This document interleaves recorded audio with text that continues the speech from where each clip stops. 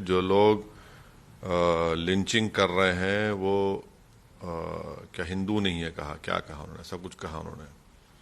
और ये भी कहा कि किसी को मुसलमानों को निकालने का इख्तियार नहीं है। हम ये उनसे पूछना चाह रहे हैं कि क्या मोहन भागवत जी इस बात को मान चुके हैं कि मेजॉरिटी कम्युनिटी में आरएसएस और हिंदुत्व की आइडियोलॉजी की वजह से रेडिकलाइजेशन हो चुका है, क्योंकि वो लिंचिंग के बारे में कह रहे हैं।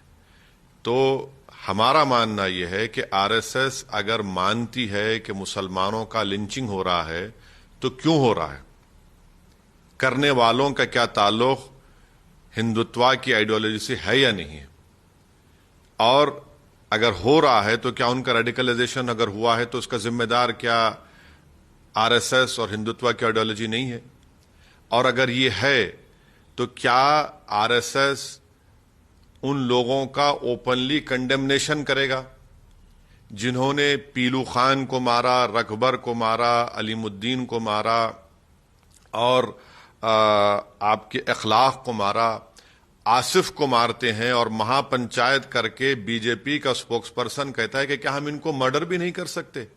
तो क्या इन तमाम लोगों को मोहन भागवत, जनाब मोहन भागवत, आरएसएस इनको डिसोन करेगी? और क्या वो सरकार पर दबाव डालेगी कि लिंचिंग के खिलाफ एक कानून बनाया जाए? और क्या ये बात सच नहीं है कि कल ही दिल्ली से नोएडा में काजिम अहमद को क्यों मारा गया? ये सब हो रहा है तो इसका मतलब यह है कि आरएसएस अगर लिंचिंग को मानती है तो लिंचिंग का जिम्मेदार कौन है? क्या आरएसएस इस बात को मानने को अभी भी तैयार नहीं है कि उनकी हिंदुत्व की आइडियोलॉजी की वजह से मेजॉरिटी कम्युनिटी में ये जो लोग कर रहे हैं वो रेडिकलाइज हो चुके हैं? मैं इन तमाम चीजों को मोहन भागवत की सिर्फ लिप सर्विस मानता हूं, इसलिए कि वेस्टर्न कंट्रीज में, खास तौर से यूएसए में, और यूएसए में जो ह्यूमन राइट्स का जो स्टेट डिपार्टमेंट की रिपोर्ट है, कंट्रीज ऑफ कंसर्न में हमारे देश का नाम आ चुका है, तो ये सब उनके लिए किया जा रहा है। अगर वो वाकई में रियलिस्ट हैं, वो वाकई में इसको बीमारी समझते हैं लिंचिंग को, वो वाकई में ये समझते हैं कि मेजॉरिटी कम्युनिटी में एक सेक्शन रेडिकलाइज हो चुका है, तो फिर उनको डिसोन करना पड़ेगा। एक्स मिनिस्टर अखलाक के मारने वालों की लाश पर तिरंगा लहराते हैं, तिरंगा बिछाते हैं।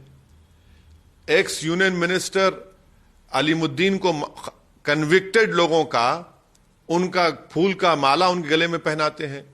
राजस्थान में रकबर को जब जो लोगों ने मारा उनको कोर्ट को लाया गया तो ट्रायल कोर्ट के ऊपर खड़े होकर भगवा लगा दिए। कौन सी दुनिया में मोहन भागवत हैं? वो क्यों आंखों में धूल झोंक रहे हैं देश की जनता की? लेकिन सर ये बयान तो अच्छा है ना कि सारे क्या अच्छा है? क्या अच्छा है उसमें? आप देखिए, ये एकता बना रहे हैं आप कब से एकता बना रहे हैं? आप तो 90 साल से आप ही का तो ये सब, चाहे वो गोलवालकर का बंच ऑफ थॉट्स हो या वी और नेशनहुड हो या फिर दीनदयाल उपाध्याय की किताब हो, इन तमाम, या फिर आप सावरकर की हिंदुत्व की किताब हो, यही तो इन्हीं के नक्शे कदम पर आप चल रहे हैं। और इन किताबों में क्या ये एकता की बात की गई? क्या इन किताबों में यूनिटी एंड डाइवर्सिटी की बात की गई? एकता की बात भारत का संविधान करता है, हिंदुत्व नहीं करता है। भारत का संविधान में इंक्लूसिवनेस है, हिंदुत्व एक एक्सक्लूसिव आइडियोलॉजी है जो मोहन भागवत और आरएसएस पिछले 90 साल से उस पर अमल कर रही है। कहां एकता होगी? गवर्नमेंट ऑफ मोदी की सरकार है और इन तमाम लोग महापंचायत कल भी करते हैं, गाली देते हैं मुसलमानों को कि इनका मर्डर कर दो, इनको मार दिया जाएगा, और पुलिस एक एक्शन नहीं लेती उनके ऊपर। काजिम को मारा गया, पुलिस एक्शन नहीं लेती उनके ऊपर। जुनैद को भरी ट्रेन में मारा गया, देख लीजिए कौन सा क्रिमिनल केस चल रहा है। यह सिर्फ लिप सर्विस है, देश की जनता की आंखों में धूल झोंकी जा रही है। और सबसे बड़ा काम यह कि वेस्टर्न कंट्रीज में, खास तौर से यूएसए में, वहां पर यह पैगाम दिया जा रहा है क्योंकि बैड पब्लिसिटी मिल रही है, और वो बैड नहीं बल्कि जेन्युइन पब्लिसिटी सही हो रहा है। तो इसीलिए ये तमाम बातें की जा रही हैं। ये जमीन पर इसका कोई इंप्लीमेंटेशन नहीं होगा।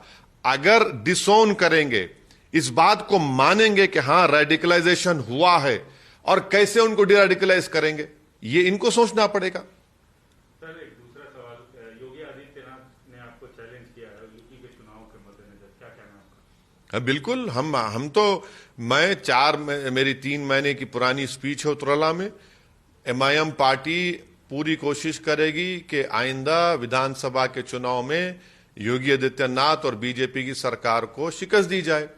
ये तो हमारा शुरू से स्टैंड रहा है, और हम भागीदारी संकल्प मोर्चा का हिस्सा है, जिसके ओम प्रकाश राजभर उसके कन्वीनर है। हमारी पूरी कोशिश होगी, यकीनन कोशिश होगी, क्यों ना हो। डेमोक्रेसी में हमको ये पूरा इख्तियार हासिल है, क्योंकि योगी सरकार कोविड के दौरान गंगा के ऊपर नदी के किनारे लाशों के अंबार पड़े हुए थे, तो उसका तो बोलना पड़ेगा।